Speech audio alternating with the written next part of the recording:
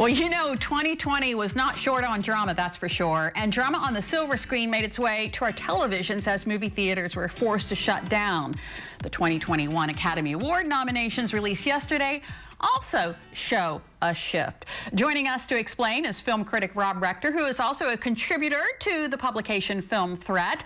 Thank you so much for joining us this afternoon.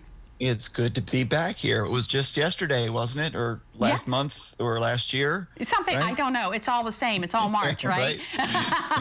So it was yesterday that they released the nominations. So overall, what did you think? It's funny because over the years, the Oscar nominations had really kind of shifted a little bit because it became a business, because it was about getting ratings for the Oscar shows so they could get the ad rates up, and it became about getting what's popular, what's in the zeitgeist. And this year, like you said, it's represented a real shift because there hasn't been that big social buzz of people congregating at the theaters to see something. So it's shifted more towards some of the smaller films that are available on streaming channels. So it shows quite a wide berth of diversity on it, and it's pretty amazing some of the nominations this year. So yeah, I'm excited. So the big buzz I feel like on social media was 2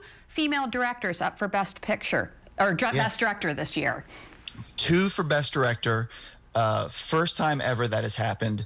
And if you put it in context, Lisa, think about this, that they were only the 6th and 7th female directors to ever be nominated. So, that's quite a leap, considering the Oscars have been around for 93 years. So they are they only mark the 6th and 7th Best Director nomination for a female. But to have 2 in 1 year is phenomenal. Yeah, I mean, I feel like we should be further along when it comes to women in film than we are right now. Absolutely. And, this year, I think, marks a turn of the tide.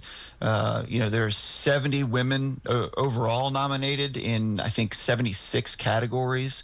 So this is a real kind of seismic shift, and looks like they're, really paying attention. Okay, so 2 movies. Let's talk a little bit about the, I guess, the film of the year, Best Picture of the year. I couldn't think of it off the top of my head. So, yeah, absolutely. What are your predictions?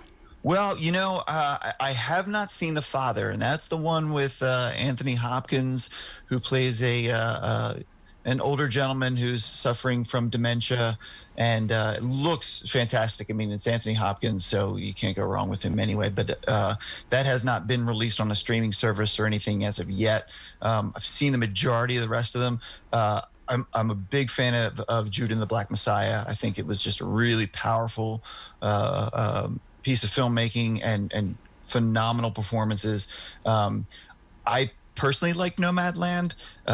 Those in my household who witnessed it with me beg to differ, but and I can understand that. If you have a very,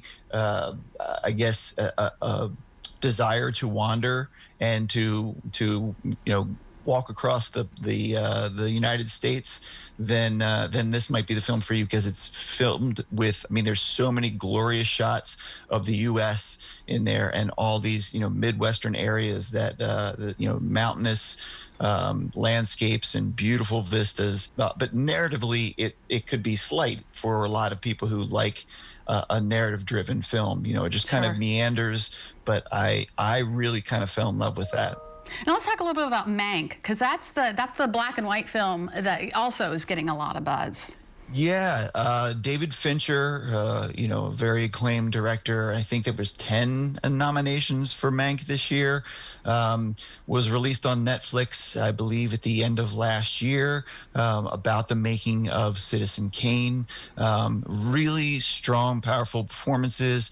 I felt could have probably been trimmed a little bit, but I feel like it was it helped that it was in black and white, because it just kind of captured the essence of when it was filmed, and the power of Citizen Kane at the time.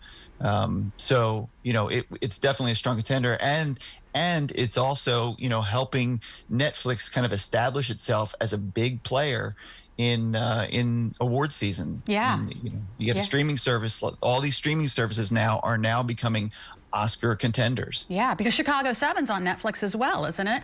Exactly, Chicago 7 with just I think 7 nominations, fitfully, but also another one streaming on Netflix. Nomadland was on Hulu. Some of the other ones, Judah and the Black Messiah was HBO Prime. It started on, and now it can be rented on streaming services. But Sound of Metal, I know, was Amazon Prime. And Night in Miami were also those were specifically on Amazon Prime first. Well, I would say get out in the theater and see the Oscar-nominated films, but we don't have to. We can watch them at home. Rob Rector, local film critic, thank you so much. It's always fun to get your take on these award shows. Always fun to be here. All right, have a great evening.